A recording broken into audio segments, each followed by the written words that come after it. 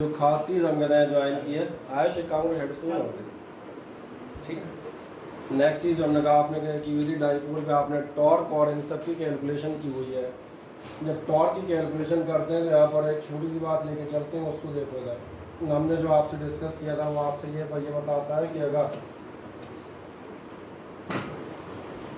आपका कोई electric dipole को आप यूनिफॉर्म किसी फील्ड में सबसे सस्पेंड करते हैं और यूनिफॉर्म इलेक्ट्रिक फील्ड में आप सस्पेंड कर रहे हैं, तो जो बात आपसे कर रहे थे दोबारा रिपीट करते हैं। इसके दोनों चार्जेस पर काम करते थे दो इक्वल एंड अपोजिट फोर्सेस। क्या है मेरी बात नीचे वाले लगा, वीडियो वाले में लगाओ, उसमें इस वाले में क्या है उसकी आवाज़ में नहीं आता है। तो लो से गले में टांग दो, फिर मत लगाओ उसको।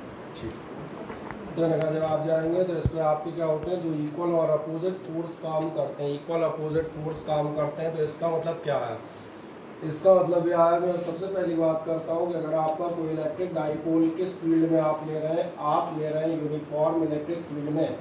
तो यूनिफॉर्म इलेक्ट्रिक फील्ड में इस पर दो चीज़ें काम करेंगी। Number one, forces are set of forces will act on it as well as this set of force will form a force couple और टॉर्क।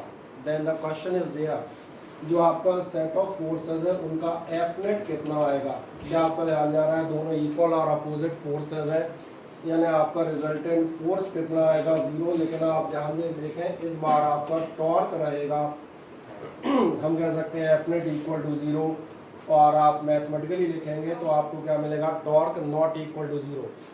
एफ अगर जीरो है, आपको ध्यान है फोर्स और टॉर्क कौन से मोशन क्रिएट करते हैं, फोर्स कॉजेज द डिस्प्लेसमेंट और द लीनियर मोशन, आप सही कह रहे हैं, एंड द टॉर्क और couple creates the rotational motion. इसका मतलब इस केस में आपका केवल और केवल कौन सा मोशन होगा, rotational.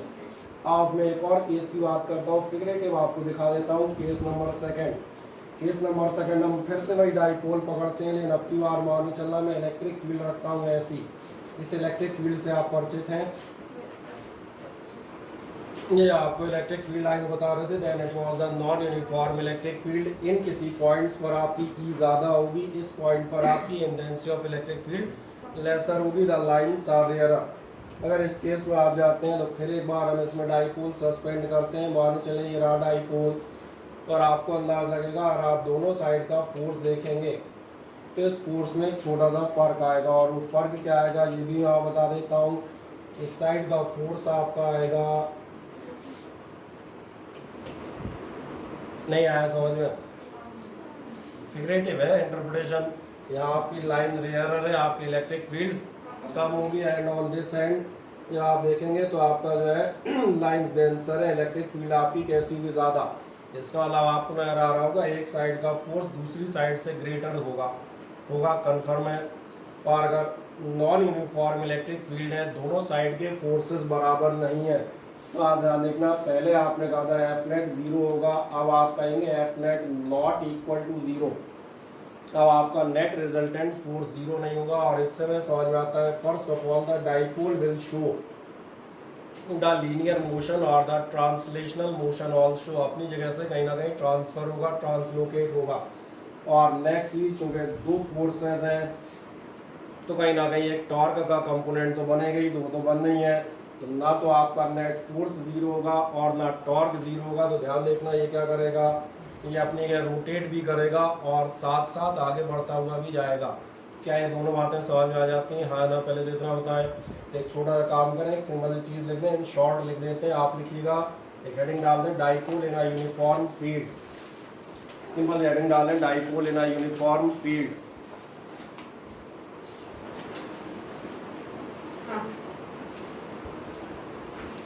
Dipole in a uniform net field में आप लिखिएगा नंबर ए आप बताएंगे net force. Dipole in a uniform electric field, नीचे आपने लिखा नंबर 1 या नंबर ए, जो भी आप नंबर लेना चाहें, नेट फोर्स। और नेट फोर्स में आप बताएंगे F net is equals to zero. F net आप कितना बता देंगे, मैंने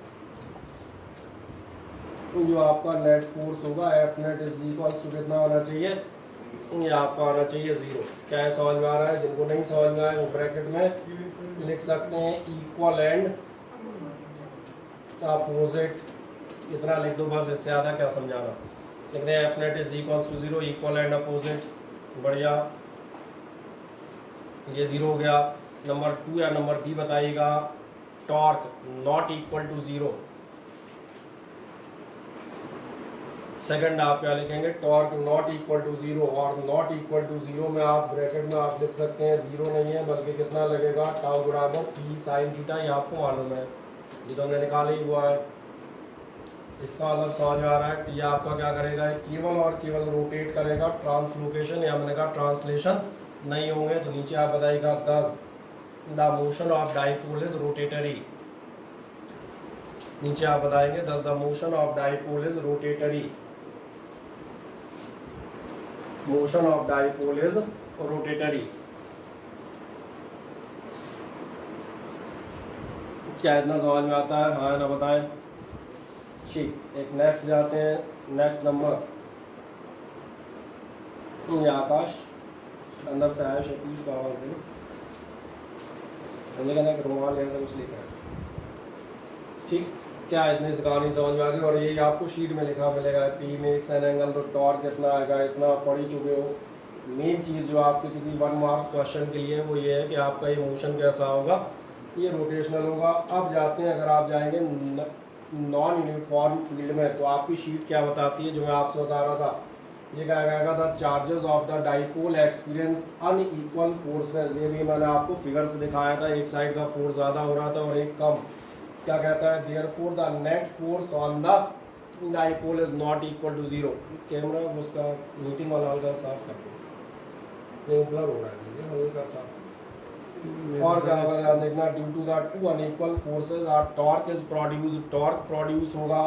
इसका मतलब यहाँ पर आप देखेंगे दोनों टाइप के मोशन होंगे, अनइक्वल फोर्सेस है, नेट फोर्स नहीं है, तो ट्रांसलेशन भी होंगे। और लास्ट लाइन पढ़ देता हूँ, नॉन यूनिफॉर्म इलेक्ट्रिक फील्ड में आपका क्या होगा, motion of the dipole is translatory and rotatory. तो क्या है, मेरी बात समझ में आ जाती है ना। तो एक काम करते हैं, नीचे बताइएगा dipole in non uniform electric field. Next आप बताएंगे dipole in non uniform electric field,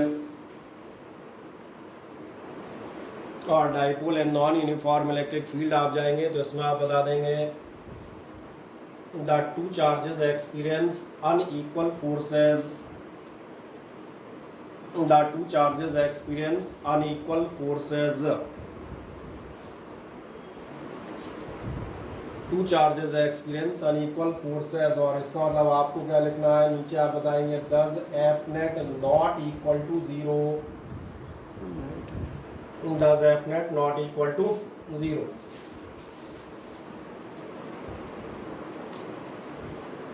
क्या हुआ, नहीं हुआ साहब है, मज़ेदार को नहीं आ रहा, इंटरेस्ट ले जाना चाहिए।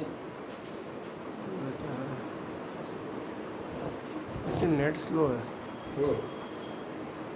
मम्मी टीवी देख रही है क्या ऊपर, दोनों एक ही पे चल रहे हैं। कौन से दोनों, F net not equal to 0। आवाज नहीं आ रही है, आवाज़ नहीं आ रही, अभी नहीं आ रही, आ गई, आ गई, चिंता नहीं, चलो ठीक है। चले, एफ नेट ठीक है नॉट इक्वल टू 0 आपने लिखा दिया। अब नीचे आप बता दिएगा and there will be a torque also, नीचे आप बताएंगे and there will be a torque also.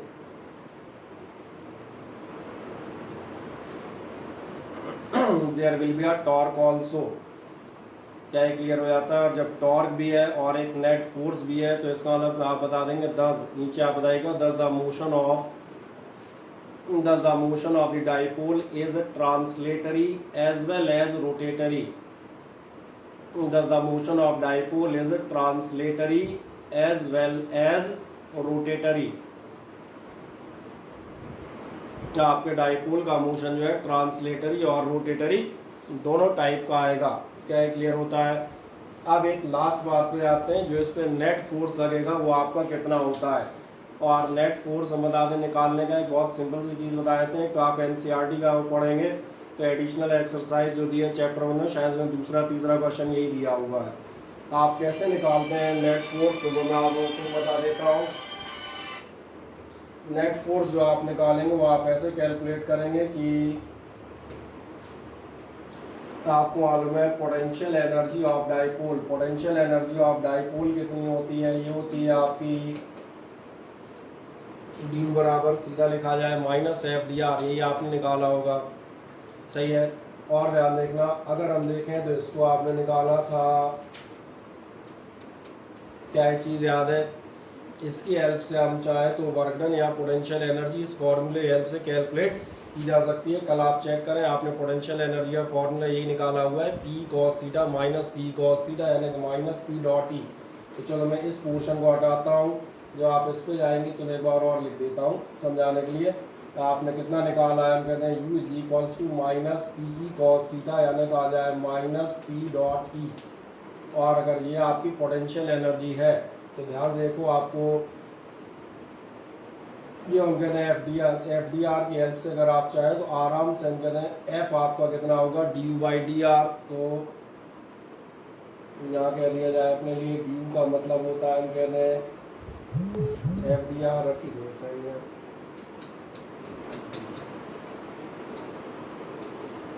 ये आपका निकल आएगा vector P dot vector E, और इस ढंग से हम कहते हैं आप निकाल सकते हैं vector F is equals to कितना होगा डिफरेंशियल ऑफ डेथ। और अगर इसमें हम ये मान चलें कि आपकी ये जो रेट ऑफ चेंज है इसको मैं शो कर दूं डी बाई डी आर से, तो ये आपके लिए क्या चीज़ कैलकुलेट हो जाएगी, उसका नेट फोर्स। एक लाइन और बढ़ा देना, इसमें नीचे आप बता दीजिएगा एज, नीचे आप बताएंगे as the force F is equals to minus D U by D R. एक लाइन बढ़ा दो छोटी सी, as F is equals to minus D U upon D R. चलिए एक छोटा सा और बढ़ा दूंगा तुम्हारी सुविधा के लिए, बीच की लाइन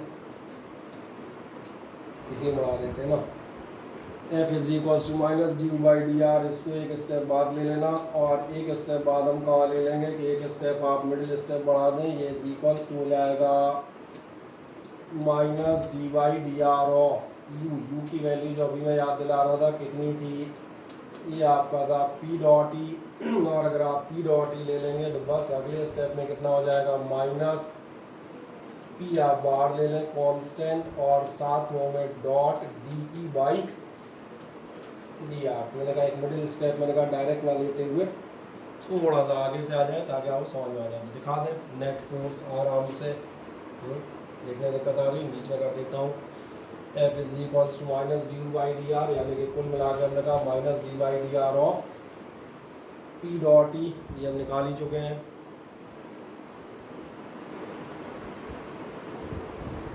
तो जहाँ कहीं ज़रूरत पड़ेगी आपको rate of change in field दिया होगा, नॉन यूनिफॉर्म फील्ड है, फील्ड कितना चेंज हो रही है, तो आप कैलकुलेट कर सकते हैं। तो एक आधी छोटी छोटी बातें बचेंगी, ये मैंने बता दी, बाकी ये सारी चीज़ें आप कैलकुलेट कर चुके हैं, बढ़िया। और इन कैलकुलेशन के बाद मैंने कहा अब हम जाते हैं एक एंगुलर एस एच एम पर। आखिरकार आपके डाइपोल का एंगुलर एस एच एम क्या होता है ये भी आपको याद दिलाता हूँ। कल आपको याद होगा इस टॉपिक को समझाने के लिए मैंने एक हेल्प ली थी, और हेल्प ली थी आपसे उसकी, एक मैग्नेट हमने बार मैग्नेट सस्पेंड करने को कहा था।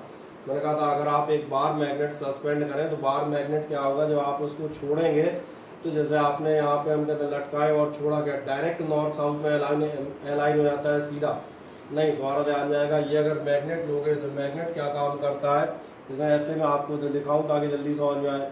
ये मैग्नेट आप देखेंगे यहाँ से क्या होगा, जैसे ऐसा आया हल्का सा अपनी पोजीशन से आगे निकल जाएगा, या आपने प्रॉपर्टी पढ़ी है इनर्शिया, फिर अर्थ इसको रोकेगी अपनी फील्ड से, फिर ये वापस अपनी जगह आएगा वही नॉर्थ साउथ। लेकिन दिक्कत ये यहाँ आएगा तो यहाँ भी अपनी पोजीशन ओवर शूट करेगा, तो देखोगे कम से कम 4 से 5 बार अपनी जगह पर करता है ऑसिलेशन, और 4-5 बार ऑसिलेशन के बाद तब एक बार होगा। ऐसा नहीं होगा तो यहाँ से मैग्नेट था तुमने छोड़ा तो स्टीयरिंग की तरह सीधा जाके खड़ा हो गया। So that is called the angular SHM of the dipole. तो एक काम करें, नेक्स्ट हेडिंग डाल दिएगा angular SHM of dipole. Next heading में आएंगे आप एंगुलर एसएचएम ऑफ डाइपोल।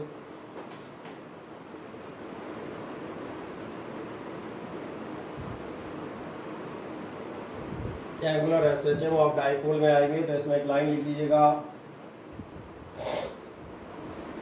इसमें आप बता दीजिएगा when a dipole is suspended, लिख दो एक लाइन में, when a dipole is suspended in a uniform electric field dipole is suspended in a uniform electric field, then it aligns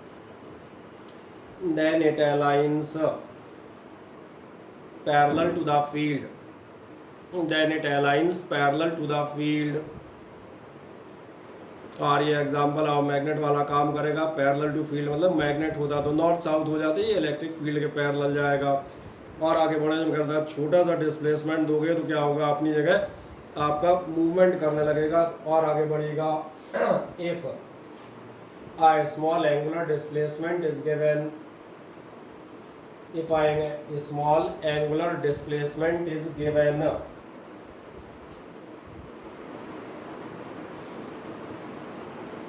then it executes,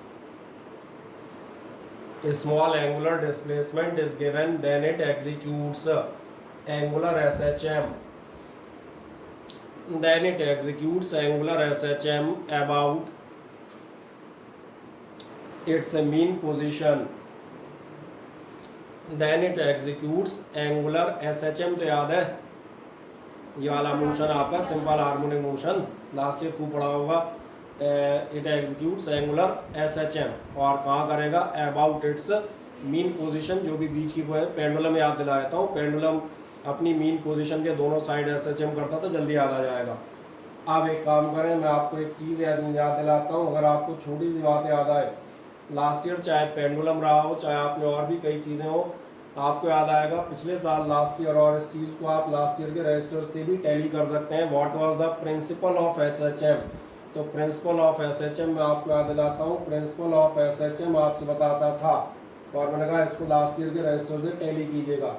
वहाँ बताया जाता था कि आपका एक्सीलरेशन जो आता है एल्फा इज इक्वल्स टू होता था माइनस ओमेगा स्क्वायर वाई, और उसके अगले लाइन में हम बताते थे अल्फा प्रोपोर्शनेट माइनस वाई, और 3 डेरिवेशंस में अलग अलग जगहों पर हमने ये लिखा था दस the displacement of the particle. अब पार्टिकल वो पेंडुलम हो सकते हैं, आपके हमने कहा वो स्ट्रिंग वगैरह लेते थे वो हो सकती हैं, लेकिन हर जगह एक लास्ट लाइन आती थी thus the acceleration of the particle whatever may be the particle is directly proportional to the displacement and X in a direction opposite to the displacement. आप कहेंगे अपोजिट डायरेक्शन कहाँ से आता है, वो भी मैं आज याद दिला देता हूँ। और आप देखेंगे लास्ट ईयर के रजिस्टर में बड़े बड़े अक्षरों में लिखा हुआ है it is called principle of SHM। ये आपके प्रिंसिपल ऑफ SHM यानी कि SHM की पहचान है कि आपका एक्सेलरेशन क्या होना चाहिए, proportionate minus Y. So for that purpose I have said you can in detail you can go for the 11th। अब सवाल आता है इस चीज़ को हम कैसे प्रूव करेंगे, तो समझ में आ गया होगा मैं यही प्रूव करने जा रहा हूँ। आज देखें ध्यान से, क्या आपको ये मालूम है कि आपका टॉर्क कितना होता है, माइनस पी साइन थीटा। आप कहेंगे माइनस पी साइन थीटा क्यों, क्योंकि ध्यान देखना जो टॉर्क है वो उसको वापस अपनी मीन पोजीशन में ला रहा है। तो एक काम करें, नीचे आप बताइएगा द टॉर्क एक्टिंग, जहाँ तक आप पहुँचे वहाँ पे आप बताइएगा the torque acting on the dipole, the torque acting on the dipole tau is equals to minus pe sin theta। torque acting on the dipole tau is equals to minus pe sin theta। ठीक, आदमी कहेगा negative क्यों, तो नीचे आप लिख दीजिएगा negative for restoring torque, negative for restoring torque और torque towards mean position, for the restoring torque or torque towards the mean position। मतलब समझ में आ रहा है, ये टॉर्क उसको बाहर नहीं ले जा रहा, ये टॉर्क क्या कर रहा है वापस उसको खींचकर अपनी लाइन में लेके आ रहा है। ये टॉर्क उसको घुमाएगा नहीं, ये टॉर्क क्या करेगा उससे कहेगा वापस अपनी जगह चलो 0 डिग्री पर। तो रिस्टोरिंग टॉर्क है या मैंने कहा रिटर्निंग टॉर्क है। अब नीचे बढ़िएगा फॉर स्मॉल एंगुलर डिस्प्लेसमेंट, नीचे आप जाएंगे फॉर स्मॉल एंगुलर डिस्प्लेसमेंट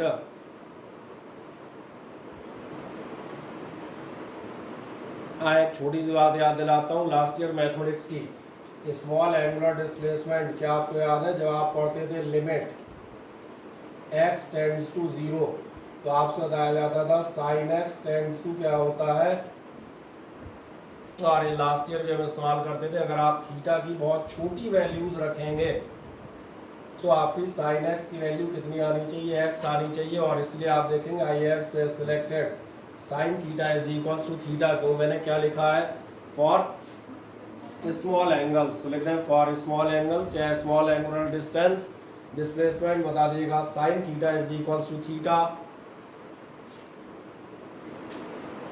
और अगर आप sine theta is equals to theta लेंगे तो ध्यान देखें आपका, मैं आगे चलते जाता हूँ, इधर आपका टाउ इज इक्वल्स टू कितना हो जाएगा, टाउ इज इक्वल्स हो जाएगा माइनस पी ई, साइन थीटा की जगह आप ले लेंगे थीटा, और ये आपको मिलेगी इक्वेशन नंबर फर्स्ट।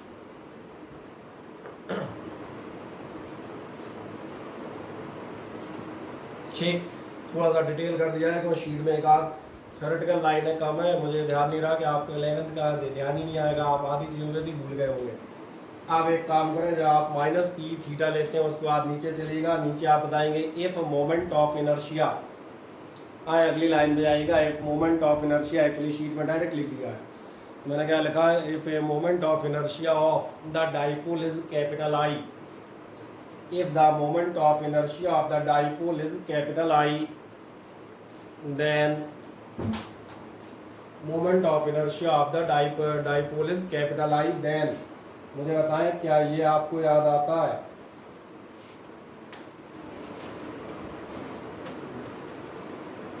क्योंकि लास्ट ईयर ये सबसे ज़्यादा पूछे जाने वाले डेरिवेशन में शामिल था, इसमें parallel axis theorem, perpendicular axis theorem and prove that tau is equals to I alpha, इसलिए मैंने कहा, तो मैंने कहा ना हमने डायरेक्ट वैल्यू रख दी, आगे पूछेंगे आई अल्फा ये क्या होता है, तो मैंने कहा एक लाइन बढ़ा देता हूँ, वो आपने क्या लिखा, टॉर्क इज इक्वल्स टू आपको मालूम है मोमेंट ऑफ इनर्शिया ने रोटेशनल मोशन में कितना आता है, आई अल्फा, बस खत्म हो गई कहानी, जो हम प्रूव करना चाहते हैं 1 सेकंड में प्रूव हो जाएगा। आए इस साइड देखें बगल में, या आप बगल में देखते हैं आपको दोनों इक्वेशन मिल जाएंगी, आगे बढ़िएगा फ्रॉम 1 and 2, और 1 and 2 से आपको क्या मिलेगा, रख दो वैल्यू, 1 and 2 से मिलेगा I alpha is equals to minus P theta, ये मिलेगा I alpha is equals to minus P theta, है ना, इसका मतलब जरा देखें अल्फा इज इक्वल्स टू आपका कितना आएगा, ये आएगा minus P E upon I, और ध्यान देखना मैं लिखता हूँ थीटा,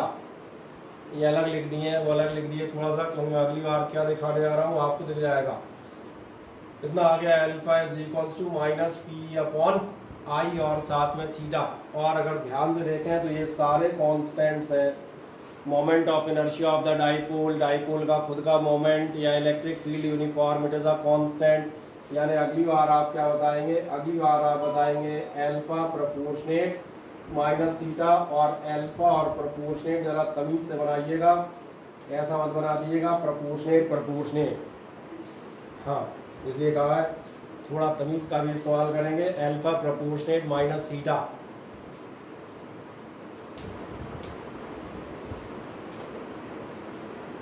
चाहिए, कई बार पिछली बातें याद दिलाने में ज़्यादा मेहनत लगती है।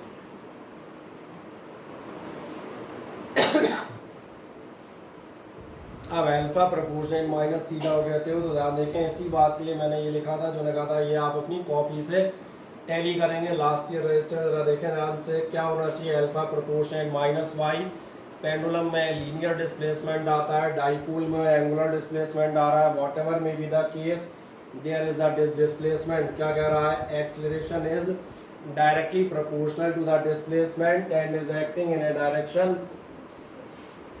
अब ये लिखा अपोजिट टू इट, मतलब ये है प्रिंसिपल ऑफ एसएचएम, तो ये आपका कर रहा है एसएचएम, ये कंफर्म हो गया।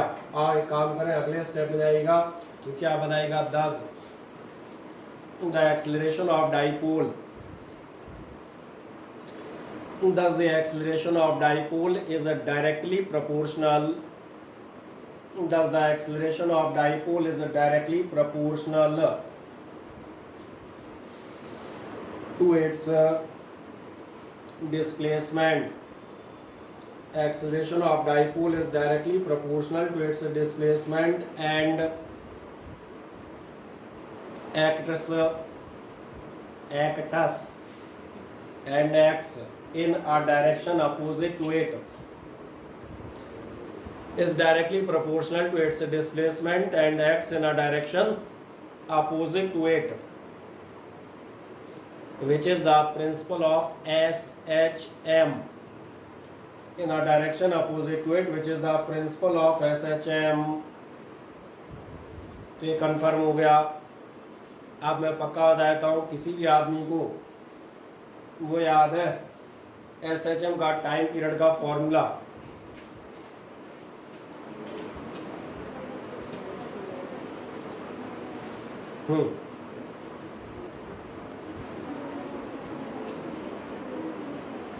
मैं याद दिला देता हूँ, या तो आपने ये वाला पढ़ा होगा, और 2π√L/g मत बताना, वो पेंडुलम का होता है। फिर मैं समझ गया था, भावना है, कई बार शक्ल देख के समझ जाता हूँ। ये हुआ करता था y/α L/g, इससे वैल्यू रख के निकलते थे। और याद दिला देता हूँ, ये हुआ करता था 2π√, डिस्प्लेसमेंट अपॉन एक्सेलरेशन लिख दें तो एक काम कर दो, नीचे आप बताएगा दैट, यहीं से बता दो the time period of SHM, एक लाइन बढ़ा देते हैं ना मजे से, the time period of SHM। और टाइम पीरियड ऑफ SHM में आप बताइएगा T is equals to 2π√y/α। तो समझ में आया पिछले साल क्यों चिल्लाते थे सीख लो सीख लो? और चाहे सीखो चाहे मत सीखो, फीस तो हम खाई गए ना, दो और क्या, सीधी सी बात। तो इस साल भी यही करेंगे, बड़ी सीधी सी कहानी। मैंने कहा T बराबर 2π√y/α लिख दें, और चाहो तो आगे ये भी बता दो 2π√ डिस्प्लेसमेंट अपॉन एक्सेलरेशन, कर दिया इतना बस। तो हम वैल्यू रख देते हैं, यानी अपने केस में कितना आएगा ध्यान देखना, अपने केस में आएगा T बराबर 2π√, अपना डिस्प्लेसमेंट y नहीं है थीटा है, और ध्यान देखना अपने पास अल्फा की वैल्यू है, कितनी वैल्यू है अल्फा की, PE/I, माइनस माइनस शो करता है डायरेक्शन, नॉट द वैल्यू, ये तो नहीं भूल गए। और इसीलिए ये हो गया 2π√θ अपॉन, फिर दिखा देता हूँ, थीटा अपॉन कितना, PEI, सॉरी Pθ/I, माइनस मत लेना, माइनस आपका डायरेक्शन है, डायरेक्शन का अंडर रूट मुझे नहीं लगता कोई निकाल पाएगा, निकाल लोगे? √ऑफ नॉर्थ कितना लिख दूँ, Pθ/I। बाकी तुम इतने पढ़े लिखे हो, कितना मालूम है, क्या मालूम है, थीटा से थीटा कैंसिल हो जाएंगे और I ऊपर पहुंच लेगा, तो इसका मतलब कुल मिला के आपका T = आएगा, अरे क्या आएगा, I/,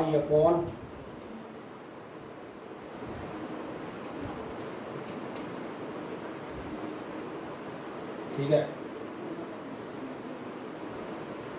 और मैंने कहा जो भी हम कहते हैं नीट या मेंस तरीके भ्रमों में जी रहे हैं, वो ऐसे फॉर्मूले जरूर पढ़ लेना, इनका क्वेश्चन आता है, ये बता देता हूँ। और जब कभी फुर्सत में इनके क्वेश्चंस कराएंगे तो हम सारे, तो दिखाएंगे कि क्वेश्चन कम से कम इस बेस पे 2 से 3 बार आपके यहाँ पूछा गया है पिछले सालों में, सही है। डाइपोल ऐसा है, इतना इसका मोमेंटम है, इसका ये, उसका टाइम पीरियड बताओ, और नीचे 4 आंसर लिखे हैं, 0.5 सेकेंड, 6.5 हो, तो जो भी लिखे हो खैर ये आपको मिल जाएगा, ये कहानी क्लियर हो जाती है। हाँ ना, बताएं, बढ़िया। जो आप इतना पढ़ लेते हैं उसके बाद हम एक चीज़ को और जाएंगे, जरा आपका हम कहते हैं I/P हमने निकाल ही रखा है, मैंने क्या बढ़ा दिया है तो समझ में आ गया होगा, मैंने वो थोड़ा डिटेल बढ़ा दी ताकि आपको शीट से शॉर्ट करने की जो ना समझ में आए। तो अब एक काम और करते हैं, और अगली चीज़ आप जाते हैं इक्विलिब्रियम ऑफ चार्ज। एक नेक्स्ट सेटिंग डालिएगा छोटी सी, इक्विलिब्रियम ऑफ चार्ज।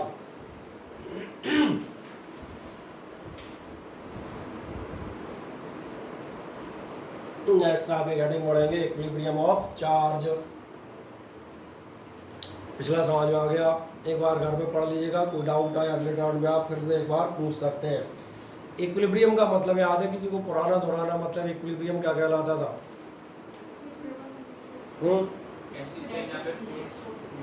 ऐसी जगह जहाँ पर आपका फोर्स न्यूट्रल हो, यानी कि कहा जाए फोर्स आपका 0 हो, ठीक है। और चलो नैन्सी सिंगर क्लास तुमने ज्वाइन कर ली? नैन्सी आवाज आ रही है आपको? Yes sir. ठीक है, तो बोलते रहा करो बीच में ताकि पता चल जाए सारे उपस्थित हैं ना। और इनकी अटेंडेंस का क्या करूँ, इनकी अटेंडेंस के लिए अलग कर देता हूँ, आज कोई है नहीं ना आपके पास।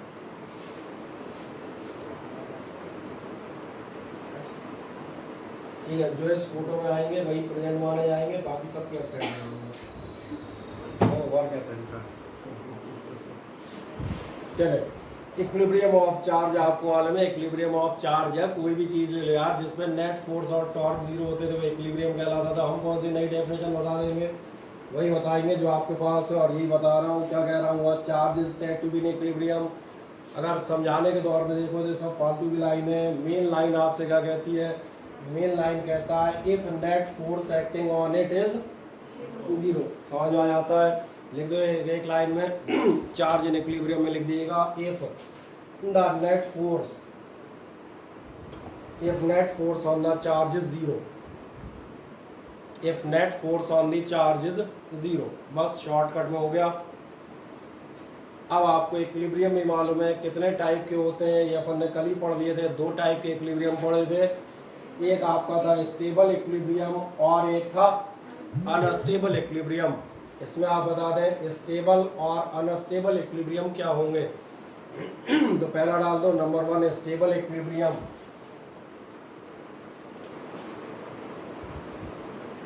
अच्छा, स्टेबल और अनस्टेबल इक्विलिब्रियम क्या होते हैं, पहले मैं एक फिगर से लास्ट ईयर के समझाने की कोशिश करता हूँ, ध्यान से इधर देखो। स्टेबल और अनस्टेबल इक्विलिब्रियम ये होते हैं कि ये रही आपकी ज़मीन, ठीक, और जिसको ज़मीन नहीं दिख रही है उसके लिए नीली कर देते हैं, ठीक है।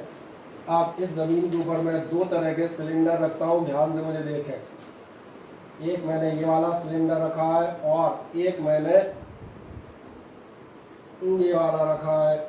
क्या आपका ध्यान जाता है, दोनों सिलेंडर मज़े से खड़े रहेंगे, इसका मतलब दोनों आपके इक्विलिब्रियम में। कारण है वो आपको मालूम है, जितना इधर वेट लगेगा उतना ही आपका ऊपर रिएक्शन आर लगेगी अर्थ की। तो यानी कुल मिला के it is the case of equilibrium. दो both the cases are in equilibrium but there is a slight difference. And what is that difference, वो उसको ऐसे चेक कर लेते हैं। इस सिलेंडर को थोड़ा सा धक्का दो, इसको कहाँ पहुँचा दो, यहाँ कहीं पहुँचा दो। मेरी बात समझ में आई। और इस बात इसको भी थोड़ा सा धक्का दो,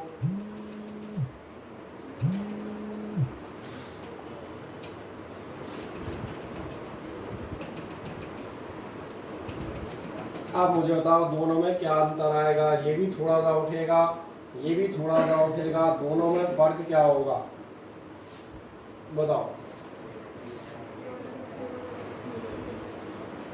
बड़े आराम से मैंने दोनों को हल्का सा धक्का दिया, हल्का सा धक्का का मतलब ऐसा नहीं उठा के फेंकने को कह रहा हूँ, केवल इतना हल्का सा। इसके भी पैर उठाओ, हल्का सा इसके भी पैर उठाओ, व्हाट विल हैपन, आप छोड़ेंगे तो क्या होगा, ये वाला गिर जाएगा। अच्छा, ये वाला रह जाएगा, ये वाला गिर जाएगा। तो चलो इनकी राय है ये वाला गिर जाएगा। और घर बैठे हुए जो दर्शक है उनकी राय क्या है, सही कह रहे हैं, जल्दी आने, अपन हल्का ही सा कर रहे हैं तो जरा से में गिर जाएगा।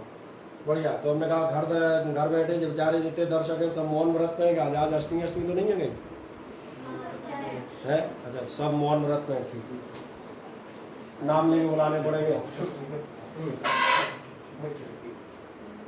भाई काव्यश्री, क्या होगा दोनों में अंतर? सर जो पतला वाला वो गिर जाएगा और पतला वाला गिर जाएगा और ये बेचारा गिरेगा नहीं, ये ध्यान देखना, ये हो जाएगा वापस। तुमने अभी नहीं समझ में आया अनस्टेबल और स्टेबल इक्विलिब्रियम क्या है, आया समझ में कि नहीं आया? ये इक्विलिब्रियम आपका कैसा इक्विलिब्रियम है, स्टेबल। अगर आप मीन पोजीशन से थोड़ा बहुत डिस्प्लेस करेंगे इट विल रिटर्न बैक। और ये आपका कैसा इक्विलिब्रियम है, ये दोनों इक्विलिब्रियम में, लेकिन ये कैसा है अनस्टेबल। अगर आप इसको डिस्प्लेस करेंगे ये उखड़ जाएगा, टपक जाएगा। तो बस यही डेफिनेशन आपने लिखी है और कुछ नहीं लिखना है। डेफिनेशन आप खुद पढ़ सकते हैं, सामने लिखी है। क्या कह रहा है, after displacing a charge, cylinder मत कहना, वो तो समझाने के लिए इस्तेमाल कर रहे थे, charge particle from its equilibrium position if it returns back, अगर अपनी जगह वापस लौट आया तो ये क्या है, then it is said to be in stable equilibrium. क्या है, समझ में आता है तो लिखो एक लाइन, फुर्ती से बैठो मत। इसमें आप लिख दीजिएगा if a charge is displaced a little, if the charge is displaced a little and it returns back, is displaced a little and it returns back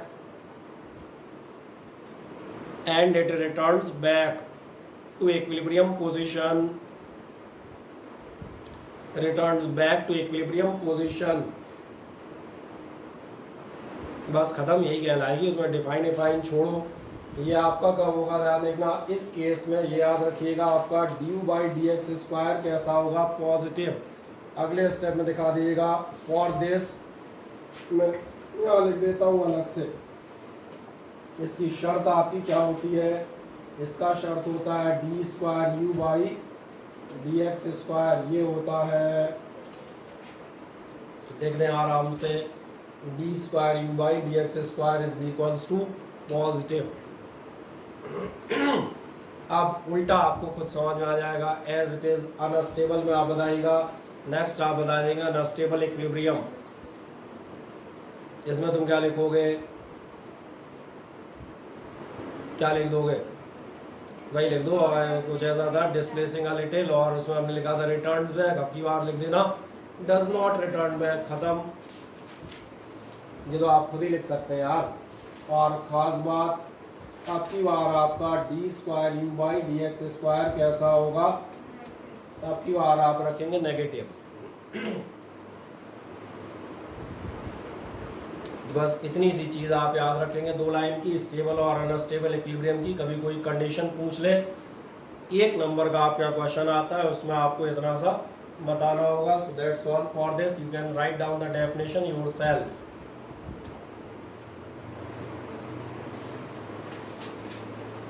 अब एक नेक्स्ट ले आते हैं, नेक्स्ट आता है न्यूट्रल इक्विलिब्रियम। न्यूट्रल इक्विलिब्रियम क्या है, ये कंसेप्ट वहाँ से आता है, d²u/dx² पॉजिटिव भी था, नेगेटिव भी था, एक कोई पर्टिकुलर बीच में पॉइंट ध्यान नहीं दिया, और 0 वाला भी तो होगा। तो एक नेक्स्ट डाल दिएगा न्यूट्रल इक्विलिब्रियम।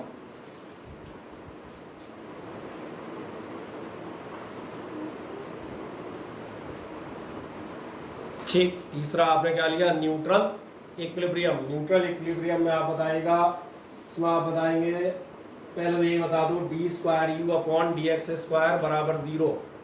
पहले मैथमेटिकली दिखा देते हैं, d²u/dx² ये बराबर कितना हो जाएगा, ये होगा बराबर 0। ठीक, क्या है, मेरी बात क्लियर हो गई। अब इसमें आएगा नेक्स्ट, आप बताएंगे, इसमें आप लिखिएगा ऑन डिस्प्लेसिंग द चार्ज, इसमें आप डैश मार बताइएगा, on displacing the charge from equilibrium position, on displacing the charge from equilibrium position, it neither comes back from equilibrium position, it neither comes back nor moves away, neither comes back nor move away, but remains in the position,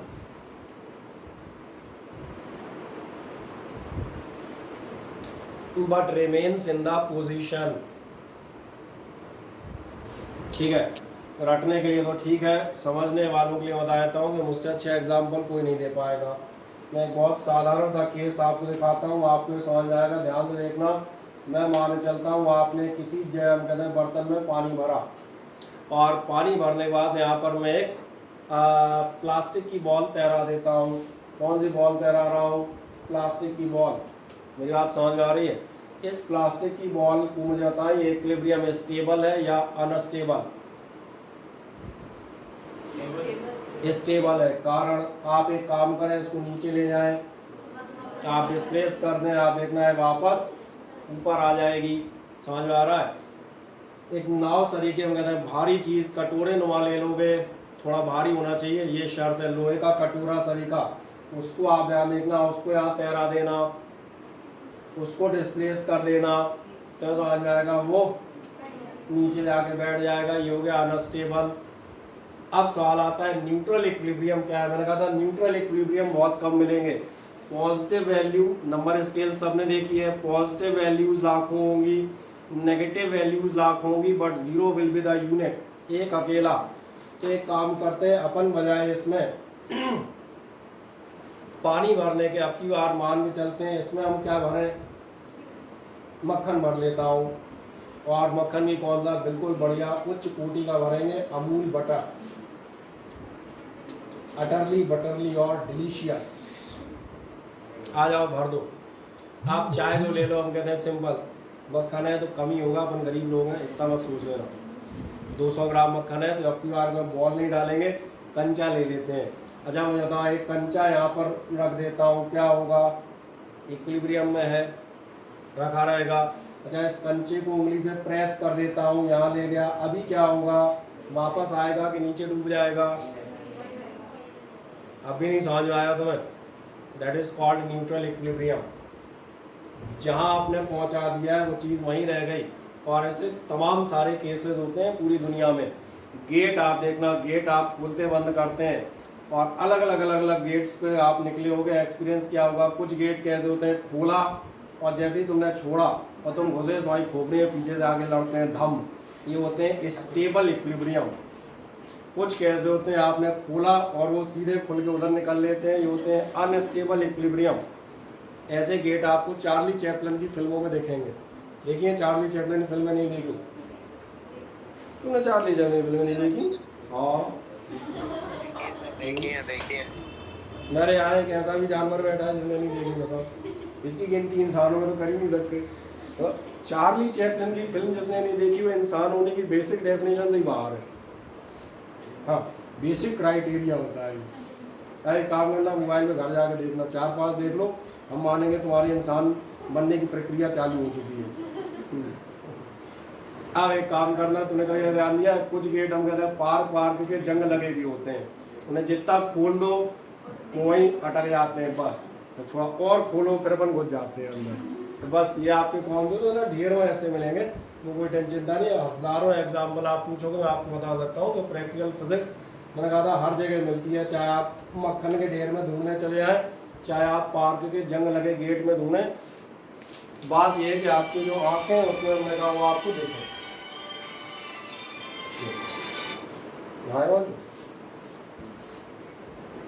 चलो बढ़िया बढ़िया, हाँ class अभी press काम हो रहा है।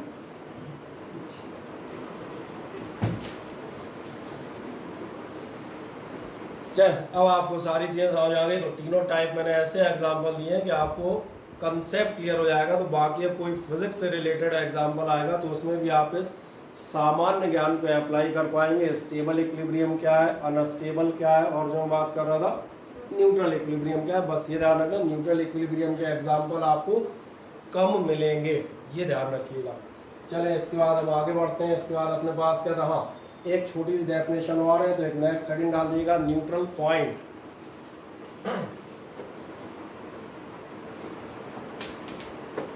ठीक है, और न्यूट्रल पॉइंट के बारे में आपसे कहा जाएगा। न्यूट्रल पॉइंट के बारे में मेरी आपको बताने की इच्छा नहीं है।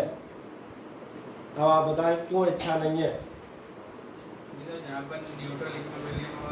नहीं, क्योंकि न्यूट्रल पॉइंट के आपने कम से कम 3 से 4 सवाल किए। मैं याद दिलाता हूँ, आप पढ़ते थे आपके 2 चार्ज इतना और उतना, these are placed at 0.2 metre. आप where should be a third charge be placed so that it experiences no force। या आप पढ़ते थे, अगली बार आपने इलेक्ट्रिक फील्ड में न्यूमेरिकल, इसके बाद एक्चुअली हम बीच में न्यूमेरिकल कराने चले गए थे, आपने पढ़ा था 2 चार्जेस हैं, this one and this one, इनके बीच में किस पॉइंट पर इंटेंसिटी ऑफ इलेक्ट्रिक फील्ड 0 होगी। न्यूट्रल पॉइंट वो कहलाएगा जहाँ पर कोई भी इलेक्ट्रिक फील्ड नहीं होगी। न्यूट्रल माने तो मालूम है ना इसका असर और ना उसका असर, समझ आता है। जिसमें न्यूट्रल पॉइंट अगर दिमाग लगाओगे तो एक लाइन में हो जाएगा। फिर भी चलो लिख दो, चलो पहले मैं पढ़ देता हूँ ताकि तुम लिख सको, जो शंका रह जाए। देखो answer, neutral point is a point where the resultant electric field is 0। तुम्हें याद आया, ऐसे आप 3 से 4 क्वेश्चन कर चुके हैं। एक साइड से अपन x मानते थे, एक साइड से 2 माइनस एक्स या 3 माइनस एक्स, वो जो भी रहा होगा वो मानते थे। तो इसमें क्या शर्त थी, दो इलेक्ट्रिकल फील्ड आपकी कैसी हो, इक्वल एंड अपोजिट। और इसीलिए मैंने आपको यहाँ डिटेल में ये भी सिखाया था कि ये जो आपका इक्विलिब्रियम पॉइंट है या न्यूट्रल पॉइंट है, अगर आप सेट ऑफ लाइक चार्जेस लेंगे तो कहाँ मिलेगा, और सेट ऑफ अनलाइक चार्जेस लेंगे तो कहाँ मिलेगा। तो यार बताओ, लाइक चार्जेस के केस में कहाँ मिलता है, अंदर, सही कह रहे हैं, कहीं भी लिख देता हूँ, ये कहाँ मिलेगा, अंदर। और अनलाइक चार्जेस के केस में कहाँ मिलता है, तो कहीं ना कहीं बाहर। ठीक है, वो कैलकुलेशन पे डिपेंड करेगा कितना बाहर। दोनों केसेस आप कर चुके हैं, याद आ जाते हैं मजे से। बस समझ में आ गया होगा न्यूट्रल पॉइंट किसे कहते हैं, तो एक लाइन में लिख दो, एक ही लाइन की डेफिनेशन दे देंगे, आपको ऑलरेडी मालूम है।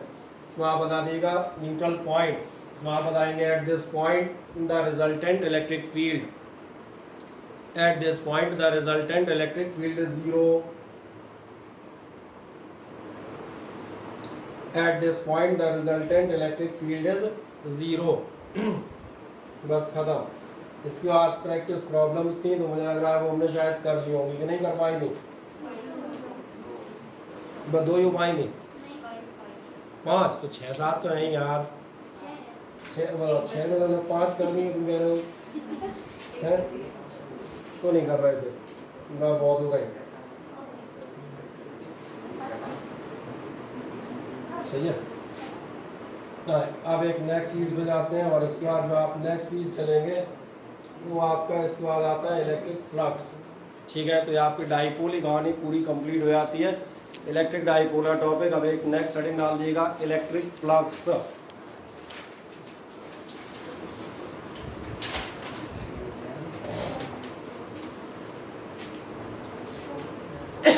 इलेक्ट्रिक फ्लक्स की शायद मैंने पीपीटी अपलोड नहीं किया, लेकिन उससे कोई फर्क नहीं पड़ता मेरे से आदमी को।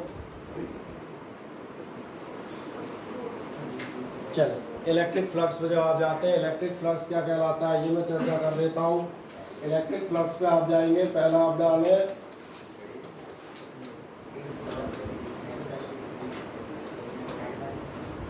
मैं बताता हूँ इलेक्ट्रिक फ्लक्स होता क्या है। अभी आप पढ़ रहे थे electric field lines, field lines की जो आपने एक प्रॉपर्टी पढ़ी थी, उस प्रॉपर्टी को आपसे बताना पसंद करूँगा।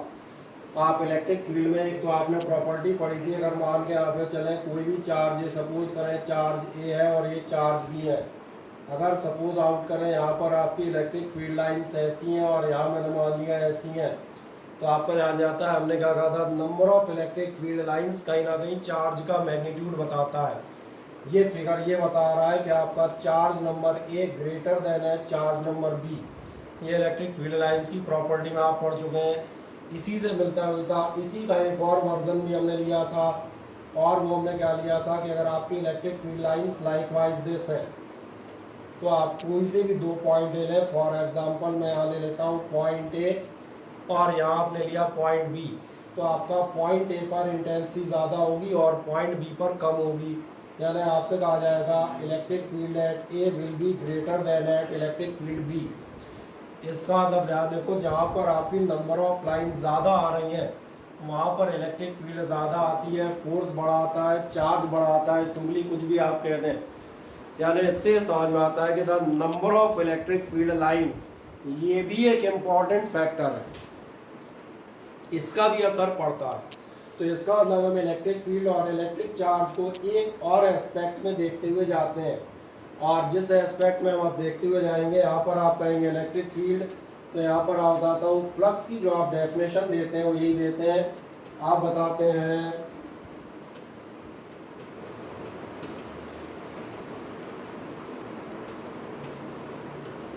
तो मैंने यही आपसे कहा था, कई नंबर ऑफ लाइन ज़्यादा है, कई नंबर ऑफ लाइंस कम है, तो इसका मतलब मैग्नीट्यूड ऑफ द चार्ज पर असर है। तो कितना असर है, अब हम उसको अगर मैथमेटिकली डिस्कस करें तो फिर हम एक काम करेंगे, लाइंस काउंट कर लेंगे, भैया यहाँ 50 हैं, यहाँ 5 हैं, और जब ये बात आप करेंगे तो total number of electric field lines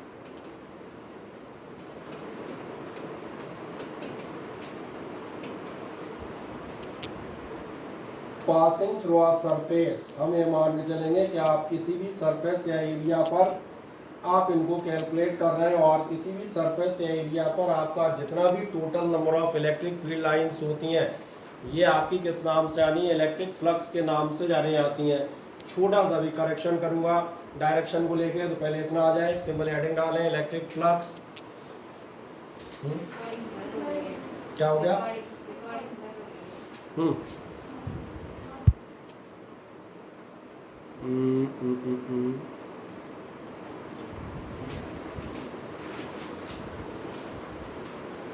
ये आपसे क्या कहेगा, इलेक्ट्रिक फ्लक्स में बता दीजिएगा total number of electric field lines, लिख दें फुर्ती से, total number of electric field lines, total number of electric field lines passing through a surface.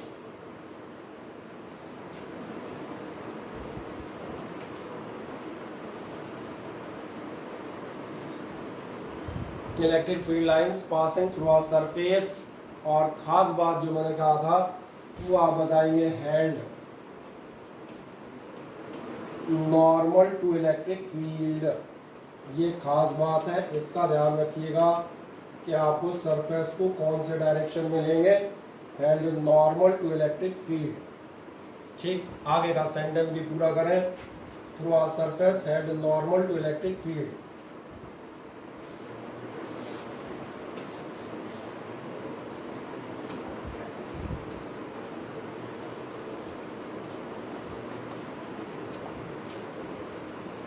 ठीक, अब अगली बात पे आते हैं, सवाल आता है इसका मीनिंग क्या है। इसका मीनिंग मैं आपको दिखाता हूँ, ध्यान से देखें।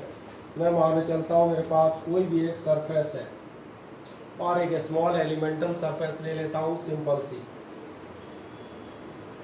यानी मान लिया कोई भी आपका एरिया है ds, छोटा सा एरिया, और आपकी इलेक्ट्रिक फील्ड कहाँ जा रही है, इलेक्ट्रिक फील्ड में ध्यान देखना है, इसके परपेंडिकुलर नहीं जा रही, इलेक्ट्रिक फील्ड क्रॉस कर रही है ऐसे में।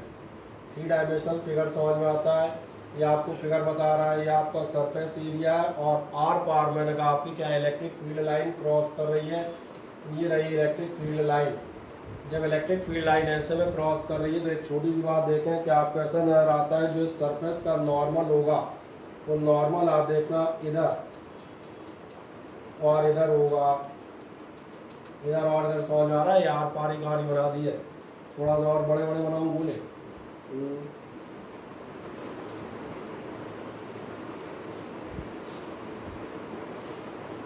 ये आपका क्या हो गया, ये हो गया आपका नॉर्मल। अगर नॉर्मल है और हम मान के चलेंगे ये एंगल आपका कितना बन रहा है, थीटा।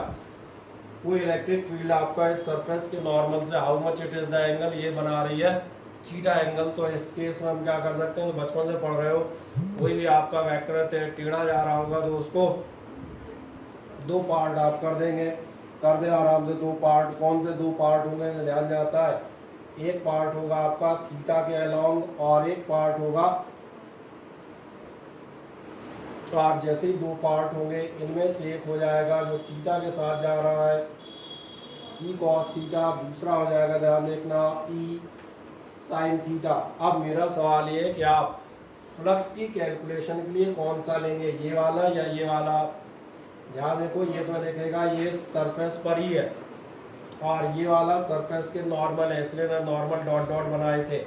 और आपकी डेफिनेशन कौन से के लिए ट्रू थी, आपकी डेफिनेशन कह रही थी normal to the field, area और फील्ड आपस में कैसे होने चाहिए, परपेंडिकुलर या नॉर्मल होने चाहिए। क्या एक कहानी क्लियर होती है, तो एक छोटा सा आप फिगर बनाए, ये मत पूछना यही वाला, नहीं मैं कहूँगा वो वाला। हाँ,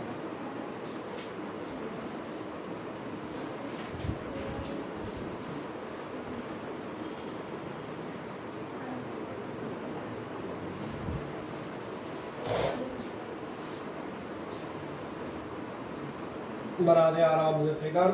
एक वेक्टर फील्ड दिखाए, 2 कंपोनेंट दिखाएगा ई साइन थीटा, और साथ में आप दिखाएंगे उसके बढ़िया नॉर्मल दिखाइएगा मुझे से।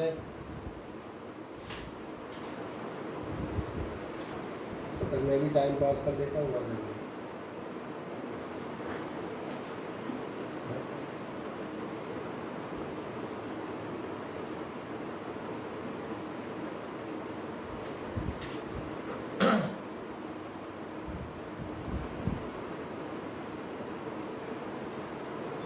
संडे को तुम्हारी कोई क्लास है क्या?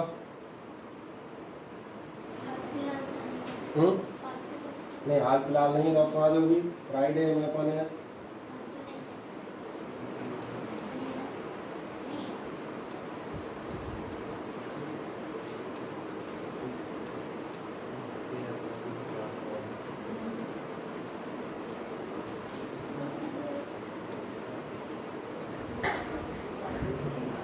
क्या आप में से किसी की संडे को कोई क्लास है? हाँ है ना, मुझे बताएं।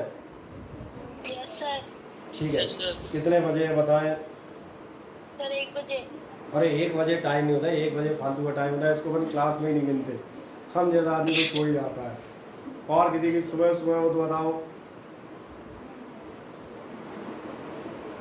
सुबह सुबह किसी की क्लास नहीं है तो बढ़िया, 1 बजे वाले को मैं सोच रहा हूँ फिर 11 बजे बुला लूँ। हाँ तो 11 साढ़े 12 ले लेंगे, तो इसका 1 बजे होगा अपना, इस बार अपने अगले धंधे में लगेगा जाके। अपन 11 बजे रखेंगे ना। चलो तो आपकी जो है क्लास हम रख देते हैं, कितने बजे रख दें?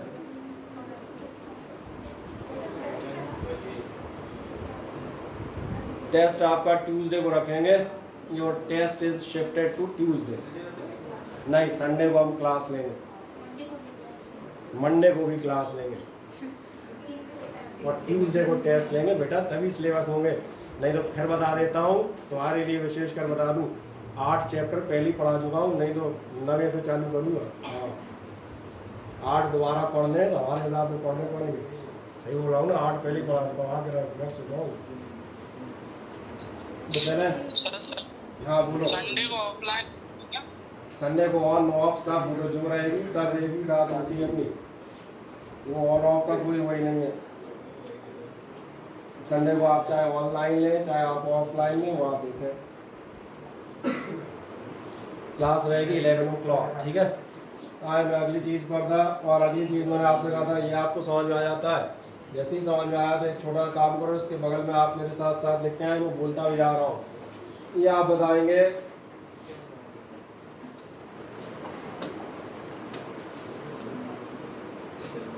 Electric field vector E makes an angle theta. ये आपसे कह रहा है electric field vector E makes an angle theta with the normal. और लिखते हैं ना, साथ में इंतजार मत करना, तो जो मैं बोल रहा हूँ वही मैं भी लिखता जा रहा हूँ। With the normal to surface, और with the normal to the surface मैंने ले लिया ds। मिल गया। लिख मैंने इसलिए दिया है कि किसी को आवाज़ प्रॉपर कटे या कुछ हो तो अपना इससे चेक कर ले। समझ आ रहा है? ये तुम्हारे लिए नहीं लिख रहे, तुम्हें तो डायरेक्ट लिखना है। क्या आपने दिया? Electric field vector E makes an angle theta with the normal to the surface ds। यही काम कर रही थी आपकी ई जो है, ds से थीटा एंगल बना रही थी। क्या किया आपने? रिजॉल्व किया था। और आगे जाएंगे, it is resolved in 2 components. इसको आप 2 कंपोनेंट में रिजॉल्व करते हैं। It is resolve in 2 components. कौन कौन से कंपोनेंट हैं वो आप देखेंगे। एक आपका जाएगा E sine theta. E sine theta को मैं लिख देता हूँ parallel to surface. 2 components E sine theta parallel to surface. Check कर लें अपना फिगर। ई साइन थीटा आपको नजर आएगा सरफेस के साथ उसके पैरेलल जा रहा है, कॉस वाला नॉर्मल या परपेंडिकुलर जा रहा है। एक कंपोनेंट आपने बता दिया E sine theta parallel to surface. दूसरा बताइएगा E cos theta perpendicular to surface. कोई दिक्कत?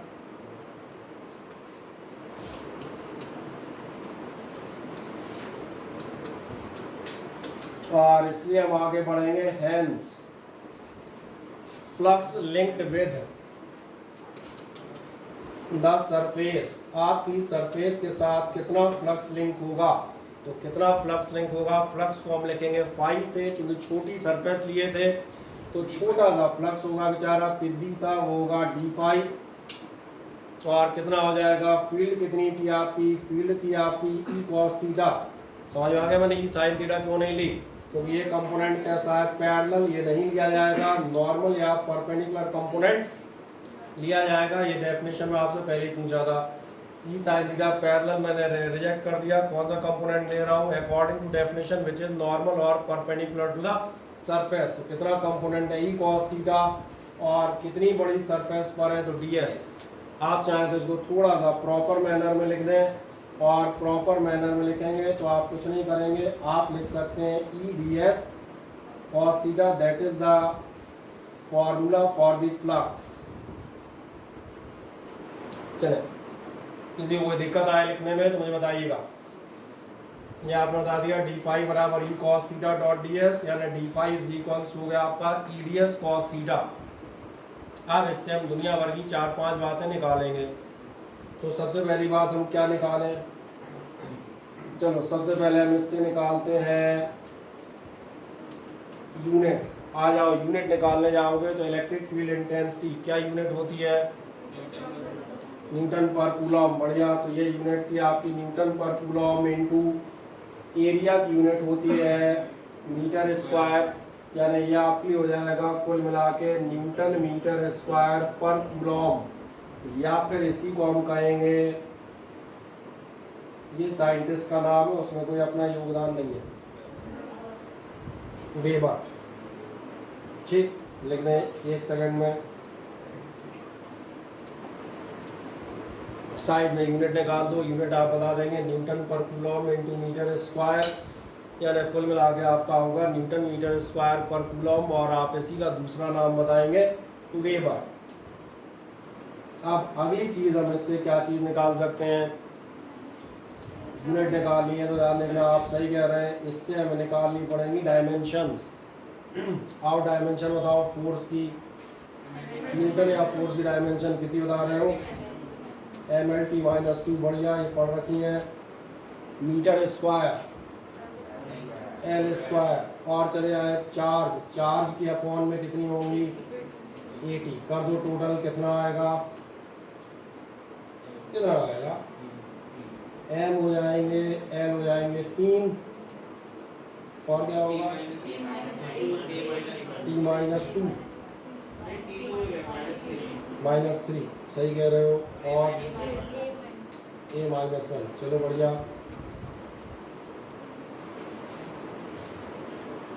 यूनिट मिल गई आपको, डायमेंशन मिल गई, तो मामूली काम दे तो कई बार पूछ लेते हैं वैसे ही, what is flux, give its unit and dimension. जो एक लाइन में आपको दे के आनी है अपने पेपरों में। अब एक लास्ट बात जाते हैं, ध्यान देखना, जब आप यूनिट और डायमेंशन निकाल देते हैं, क्या सभी लोगों ने कंप्लीट निकाल दिया? हाँ ना बताएं। निकाल दिया, बढ़िया। तो फिर एक लास्ट काम जाते हैं, ध्यान देखो, डी फाइव बराबर E D S cos theta आप लिख चुके हैं, इसलिए हम एक काम और कर सकते हैं। हम कह सकते हैं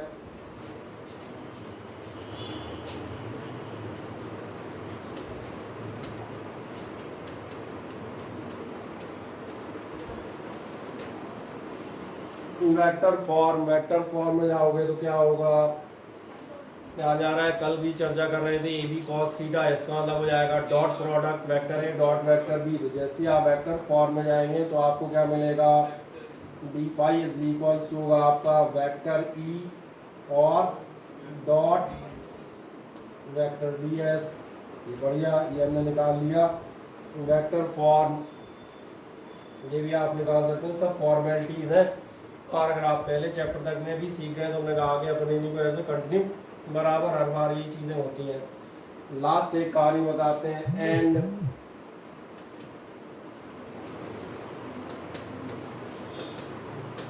the flux linked with whole surface. अरे होल कैसा हो गया बेचारा? पूरी सरफेस से आपका फ्लक्स कितना लिंक होगा? पूरी सरफेस पे जाओगे तो आप ध्यान देखो, इंटीग्रेशन करना पड़ेगा। और एक सबसे खास बात याद दिलाता हूँ, इंटीग्रेशन जब कर रहे थे मैंने कहा आपको सीखने के लिए कहीं भी से भी ज्ञान मिल सकता है, बशर्ते आप उसे लें। क्या आपका ध्यान जाता है, हमने linear charge density, superficial charge density और वॉल्यूमेट्रिक चार्ज डेंसिटी का जिक्र किया था। और उस समय मैंने आपसे कहा था इंटीग्रेशन एक नहीं 3 तरह के होते हैं। इंटीग्रेशन होते हैं 1 डायमेंशनल, 2 डायमेंशनल, 3 डायमेंशनल। उन्हीं के नाम आप रखते हैं सिंगल इंटीग्रल, डबल इंटीग्रल और ट्रिपल इंटीग्रल। और उन्हीं के नाम आप रखते हैं लीनियर सरफेशियल या सुपरफिशियल और वॉल्यूमेट्रिक। तो यहाँ पर आपको क्या लगता है कौन सा इंटीग्रेशन आना चाहिए? डबल इंटीग्रल आना चाहिए, बढ़िया, ये होना चाहिए सुपरफिशियल इंटीग्रल।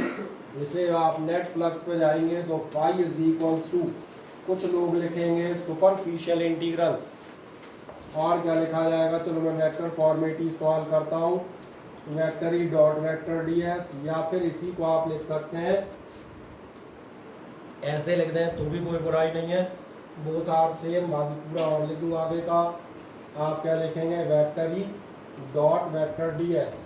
क्या इतना समझ में आ गया? हाँ ना, ये हमने मान काम कर लिया कि हमें फ्लक्स का फाइनल फॉर्मूला आखिरकार मिल ही गया कि फाई इज इक्वल्स टू कितना होना चाहिए, superficial integral vector E dot vector D S. खत्म।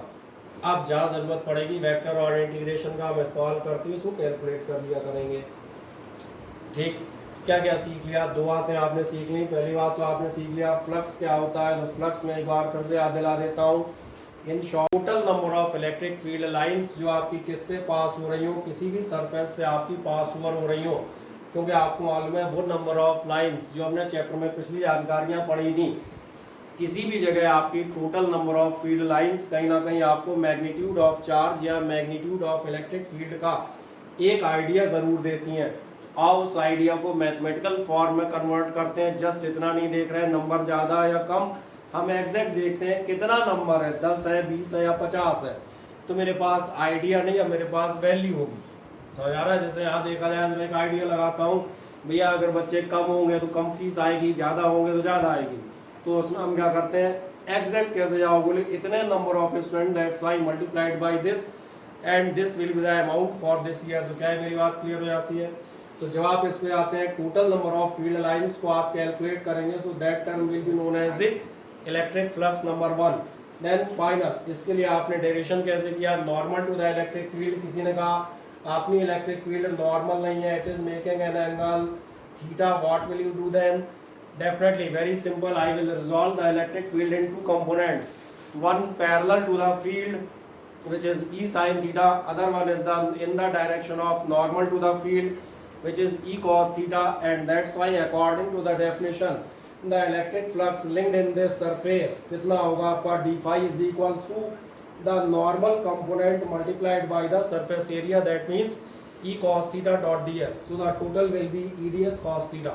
क्या ये कंसेप्ट क्लियर हो जाता है 100% या कोई डाउट कहीं? कोई लास्ट मैंने कहा था ये बच्चों वाली चीज़ें, यूनिट डायमेंशन, इनमें हमारा इंटरेस्ट नहीं है। हम सीधे आते हैं वेक्टर फॉर्म में। आप क्या करेंगे, vector E dot vector D S. In case of the total flux you have to go for the integration, as you are integrating here with respect to the area और the surface area, that's why the integration used in this case will be superficial integral और the double integral. So I hope so all the facts must be very clear to you, and for any other reference you can go for the video lecture. बाद में आप उसको revise कर सकते हैं एक बार. Last एक चीज़ और हम डिस्कस कर देते हैं इस फ्लक्स में, और वो आता है आपके फ्लक्स कितने टाइप के होंगे. सो ना एक छोटी सी हेडिंग डालेगा, टाइप्स ऑफ फ्लक्स.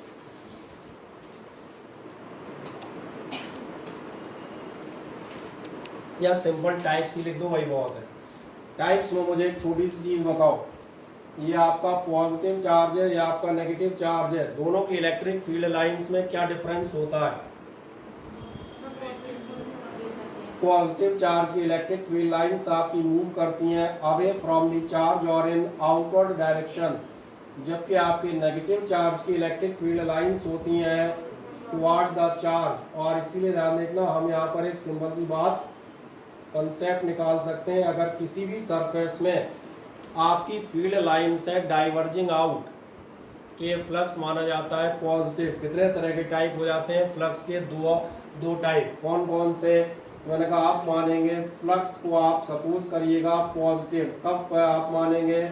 जब आपकी लाइंस होंगी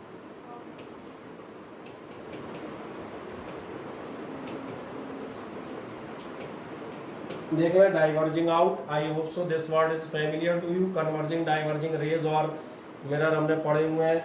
नेक्स्ट वन आप जाते हैं, फ्लक्स होगा आपका नेगेटिव, और फ्लक्स नेगेटिव आप कब लेते हैं, ध्यान में आ रहा है? तो कोई मैंने नई चीज़ नहीं मानी, यही मानते चले आए हो। जब आपकी फील्ड लाइंस कैसी होती हैं, जब आपकी फील्ड लाइंस होती हैं कन्वर्जिंग और इनवर्ड्स, क्या है, क्लियर हो जाता है, हाँ ना?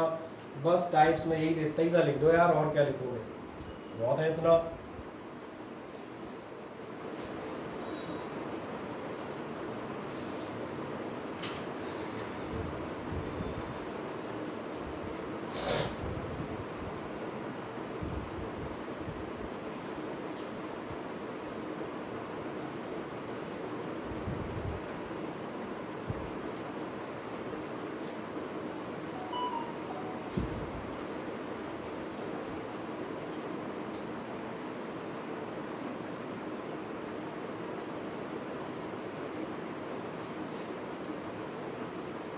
कोई प्रॉब्लम कहीं से कहीं तक नहीं?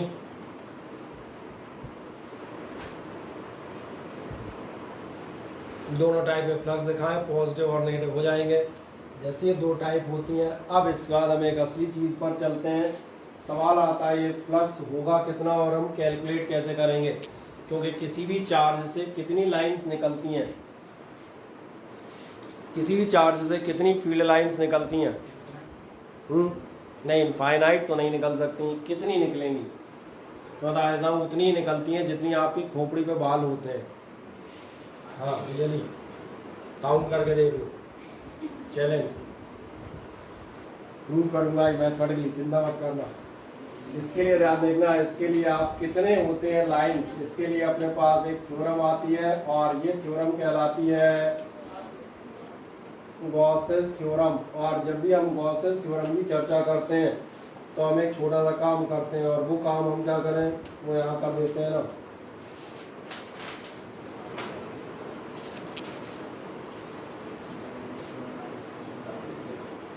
अच्छा, इसमें सब समझदार होंगे, ये कोई नहीं पूछेगा सर ये क्या है, ये कोई नहीं पूछता, आज तक किसी ने नहीं पूछा।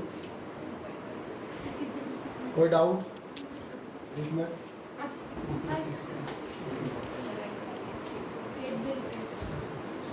चलो एक सिंपल हेडिंग डाल दीजिएगा, गॉसेस थ्योरम।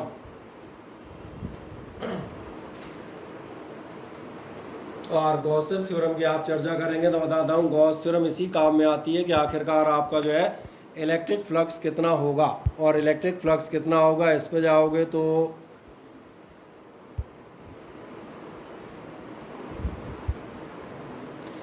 ये हम बात कर देते हैं कितना इलेक्ट्रिक फ्लक्स आप रखेंगे। हाँ भाई, होने का मीटिंग एंड हो रही है, क्या हुआ बेचारी को, क्यों एंड हो गई? अच्छा, ये ऊट पटांग मैसेज,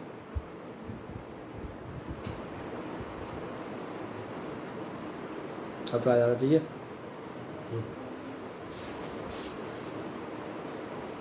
फ्री वाले मैसेज आते रहते ना, डाटा वसूल। चले, मैं बात कर रहा था गॉसेस थ्योरम आपने कर दी। गॉसेस थ्योरम आपसे किस बारे में बताती है? गॉसेस थ्योरम ये बताती है कि अगर आपके पास कोई भी क्लोज सरफेस है, और कोई भी क्लोज सरफेस का सबसे बेहतर एग्जांपल हम बता दें, आपका खुद का कमरा है, क्लोज सरफेस नहीं है अपन, ठीक है? अगर आप गेट और खिड़की की तरफ ध्यान ना दें मोटे तौर पे, it is a close surface. मैं माने चलता हूँ my self is a charge, अगर मैं खुद एक चार्ज हूँ तो एक तमाम सारी फील्ड लाइंस क्रॉस करेंगी। बस क्वेश्चन वही है जहाँ हम पूछ रहे थे, इस चार्ज से कितनी लाइंस ऑफ फोर्स निकलेंगी। तो इसका डायरेक्ट एक रेडीमेड आंसर मौजूद है, और ये रेडीमेड आंसर किस फॉर्म में है? ये रेडीमेड आंसर है गॉसेस थ्योरम के फॉर्म में, जो आपसे बताता है लिखते चलिएगा मेरे साथ, फिर मैं इसको एक्सप्लेन कर दूंगा। ये कहता है the electric flux linked with a closed surface, electric flux linked with a closed surface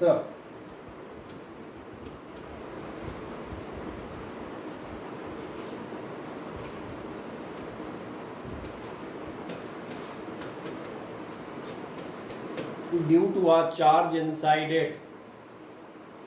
यहाँ आपसे कह रहा है the electric flux linked with a close surface due to a charge inside it, और थोड़ा सा शॉर्ट कर दिया एक्चुअल लैंग्वेज के लिए, शीट पढ़ लेना।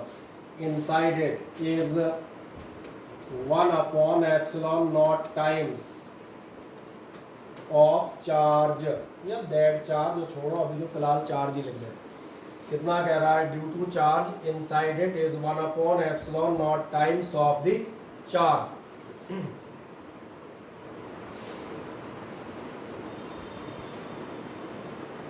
ठीक, अब इसका मतलब क्या है ये बताता हूँ, इसको ट्रांसलेट करता हूँ। इलेक्ट्रिक फ्लक्स आपका जो लिंक्ड है, ये इलेक्ट्रिक फ्लक्स कितना होगा ध्यान देखें, ये कह रहा है is 1/ε0 times of the charge, यानी ये कितना आएगा Q/ε0। और इसके बाद मैं इस थ्योरम को एक्सप्लेन करता हूँ, पहले मैं मैथमेटिकल इतना लिख दूँ, फिर नीचे आप बताएंगे that is phi is equals to 1/ε0 into Q, यानी कि कुल मिलाकर Q/ε0। क्या इतना आपको मिल गया? ठीक, और जब आपको इतना मिल जाता है तो फिर एक लास्ट काम करते हैं। आखिरकार ये आपसे क्या कहना चाह रहा था ये मैं आपको बता देता हूँ। यह चीज़ आपको बताती है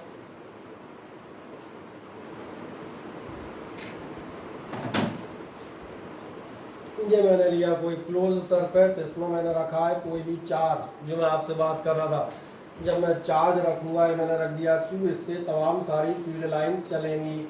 तो सवाल है ये जो नंबर ऑफ फील्ड लाइंस है कितनी है, ये लाइंस, ये कितनी है ये लाइंस, नंबर ऑफ लाइंस आपके क्या कहलाता है, फ्लक्स।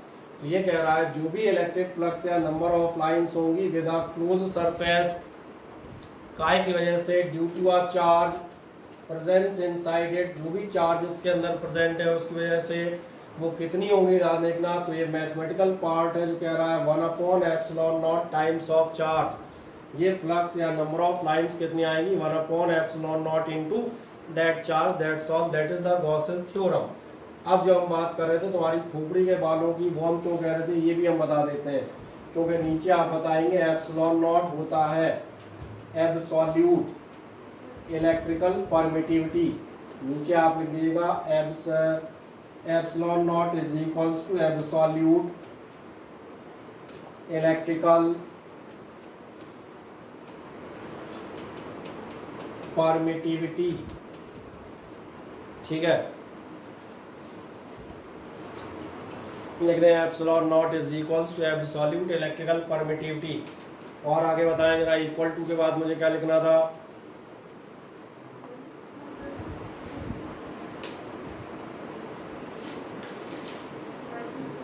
वैल्यू कितनी है 8.854, आप बिल्कुल सही हैं, मल्टीप्लाइड बाई 10⁻⁻12। और तो बताओ,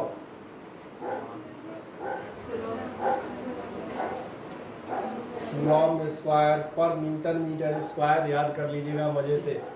ठीक है, कई जगह आएगी, लिख रहे हैं आपसे क्योंकि एक बार आपका रिलेटिव परमिटिविटी वाले भी क्वेश्चन है एक दो, और ये तो है ही गॉसेस थ्योरम में, अब तो ε0 की वैल्यू जगह जगह लगेगी। क्या आपने लिख दिया एब्सोल्यूट इलेक्ट्रिकल परमिटिविटी, इसलिए दोबारा लिखवा दिया है, कितनी है 8.854 इंटू 10⁻⁻12 कूलॉम स्क्वायर पर न्यूटन मीटर स्क्वायर। मिल गया इतना कंप्लीट है ना।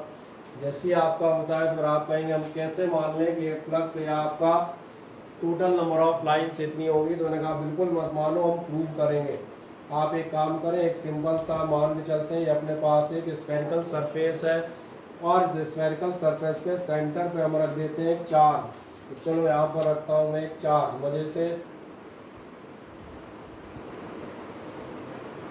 ठीक, जब आप चार्ज रखेंगे तो क्या आपका ध्यान जाता है, ये जो आपकी सरफेस है इस पर हम एक स्मॉल एलिमेंट मान सकते हैं। और स्मॉल एलिमेंट हम कैसा मानेंगे, स्मॉल एलिमेंट मान के चलो मैंने ये मान लिया। तुम में से किसी ने फुटबॉल देखी है?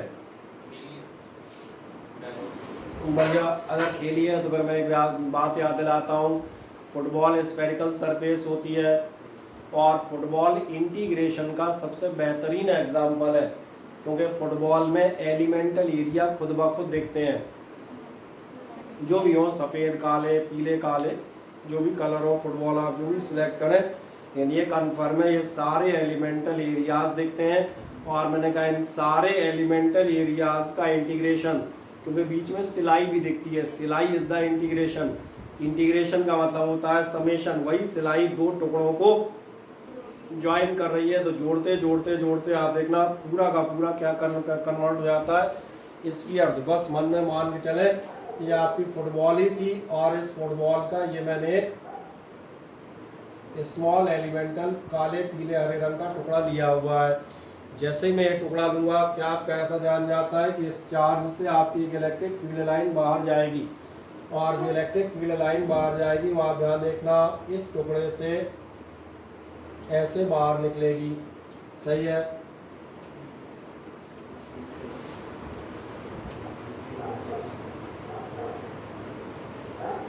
और ये मैंने मान लिया ये आपकी एक इलेक्ट्रिक फील्ड लाइन, और ये मैंने सपोज कर लिया ई।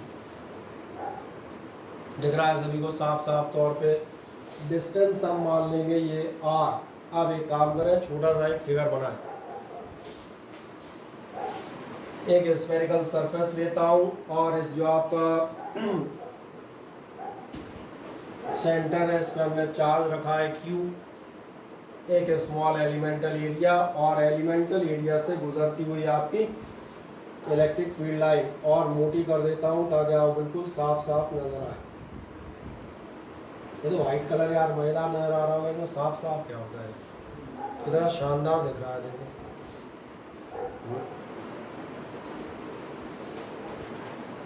तो तुम लोग ऑनलाइन ले रहे थे, ऐसे ही दिखता है कि गंदा गंदा दिखता है?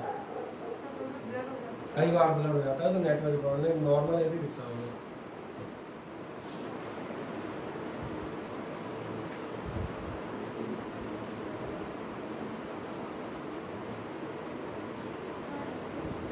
जब कुछ ये सोचते रहते होंगे बैठे बैठे, सर क्या लाल नीला हरा पीला गंदगी सी फैलाते रहते हैं।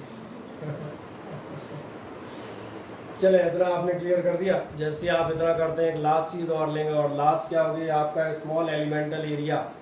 इस एरिया का भी मैं आपका वेक्टर बनाऊंगा, क्योंकि आपको ध्यान है vector E dot vector DS था, तो इस एरिया के लिए भी हम वेक्टर डीएस बनाए। अब गड़बड़ ये है, हमें फिर कहाँ जाना पड़ेगा। 11th में आपको याद आएगा जब आप once upon a time when you are in class 11, है ना, तो आप एक पढ़ते थे क्रॉस प्रोडक्ट, और क्रॉस प्रोडक्ट की शीट उठा के सबसे लास्ट पेजेस चेक कीजिएगा। उनमें आपको बताया गया था किसी भी चीज़ का, मैं रेक्टेंगल ही ले लेता हूँ, कि आपको ध्यान है रेक्टेंगल का एरिया होता है लेंथ इंटू ब्रेथ, और आपसे बताया जाता था लेंथ इंटू ब्रेथ नहीं, आपका एरिया होता है vector L cross vector B. और एक मज़ेदार बात, क्रॉस प्रोडक्ट का डायरेक्शन कोई मुझे वापस याद दिलाएगा? डायरेक्शन ऑफ क्रॉस प्रोडक्ट कहाँ होता था? Perpendicular to the plane. बढ़िया। फिर बाद में मैक्सवेल एक्सवेल के रूल थे, उनकी चर्चा हम कभी फुर्सत में फिर हमें ज़रूरत पड़ेगी तो हम करेंगे, लेकिन ये ध्यान है परपेंडिकुलर टू द प्लेन। इसलिए ये याद रखिएगा, जब भी आप कोई भी एरिया लेंगे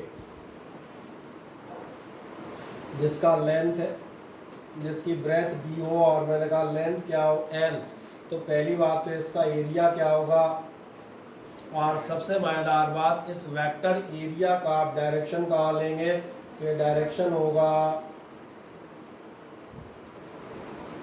समझ में आ जाता है, depending on the vector L cross vector B, clockwise या एंटी क्लॉकवाइज, चाहे अबव जाए चाहे बिलो जाए, लेकिन ये कन्फर्म होगा नॉर्मल टू द सरफेस ही। और अगर हमें ये ध्यान आ जाता है तो फिर हम यहाँ एक छोटा सा काम और बनाते हैं, एक छोटी चीज़, और वो हम बनाते हैं ये चार्ज, ये आपका सरफेस, ये वेक्टर ई, जो आपका इस एरिया का डायरेक्शन है वो डायरेक्शन होगा परपेंडिकुलर टू द सरफेस। दिख रहा है ये हमने परपेंडिकुलर टू द सरफेस, आपका ये जो मैं बना रहा हूँ ये आपका क्या हो गया, ये हो गया वेक्टर डीएस।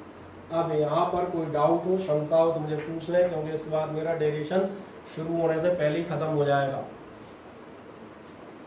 इतने में कोई शंका हो इसमें तो मुझे बताएं बस, हाँ या ना। नहीं, बस एक काम कर दें, फुर्ती से फिगर में अपना डीएस और अरेंज कर दें, और आप में से वाल को किसी को कोई शंका हो तो पूछ लीजिएगा, यहाँ पर हिचकिएगा मत।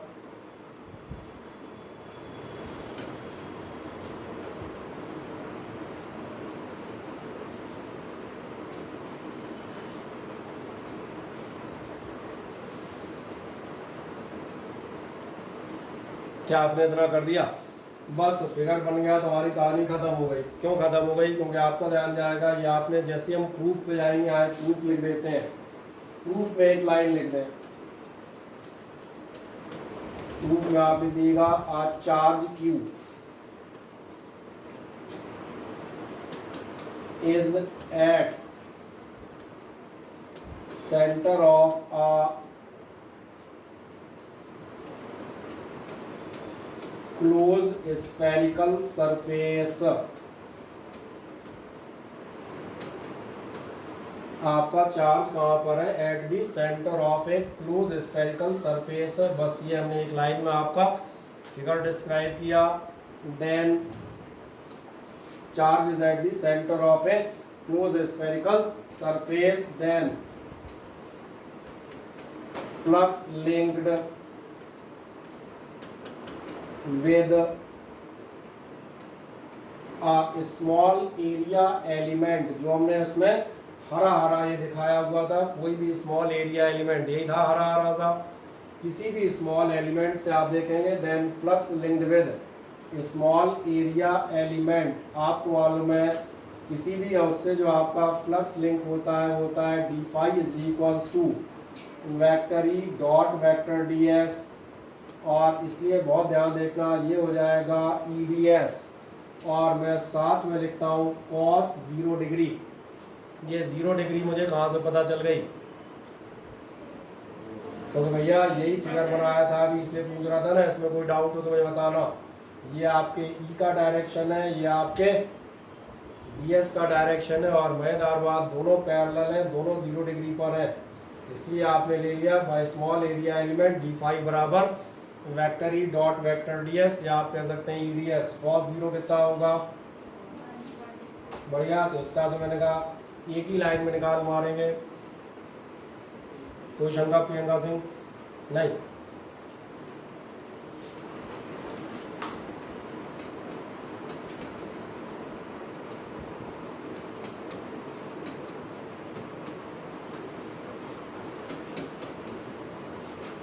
अब आगे बढ़ेंगे। Hence the total flux linked with close surface, इसलिए आपका पूरी सरफेस से लिंक आपका फ्लक्स क्या आएगा? Hence the total flux linked with close surface,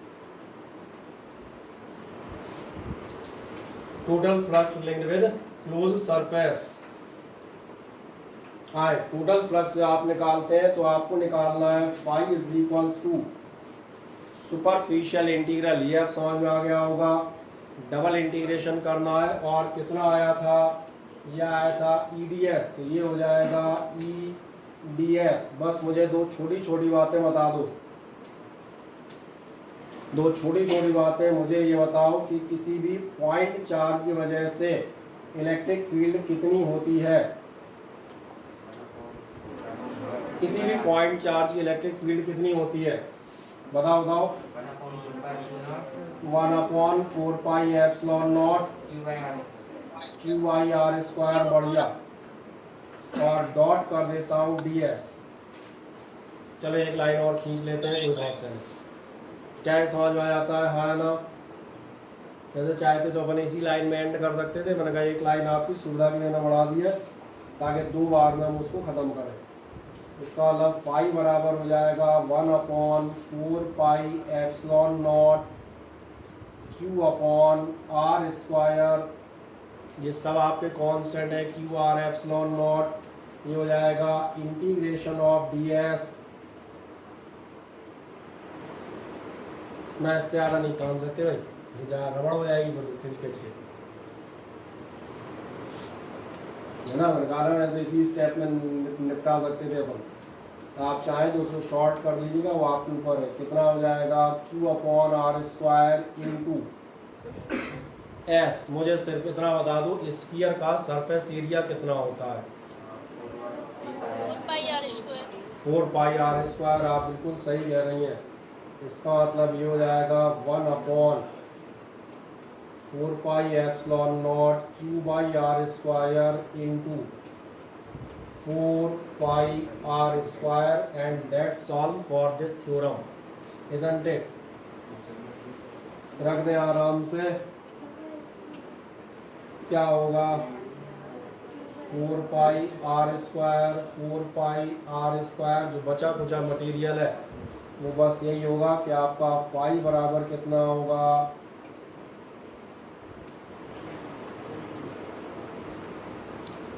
Q upon epsilon not. क्या ये क्लियर हो जाता है? ये हमारी हो जाती है गॉसेस थ्योरम। अब केवल मुझे एक सवाल का जवाब देना बाकी है और कुछ नहीं, फिर हम उसके बाद आज की क्लास एंड करेंगे। पहले देख लें आराम से क्या ये प्रूव हो जाता है, कहीं कोई समस्या हो तो मुझे बताएं। जैसे आप एस की वैल्यू 4 पाई आर स्क्वायर रखेंगे तो आपके ये कैंसिल आउट हो जाएंगे और आपको मिलेगा Q अपॉन एप्सिलॉन नॉट। ठीक, लास्ट मैंने आपसे कहा था फ्लक्स या फील्ड लाइन इतनी होती हैं जितने में तुम्हारी खोपड़ी में बाल हैं।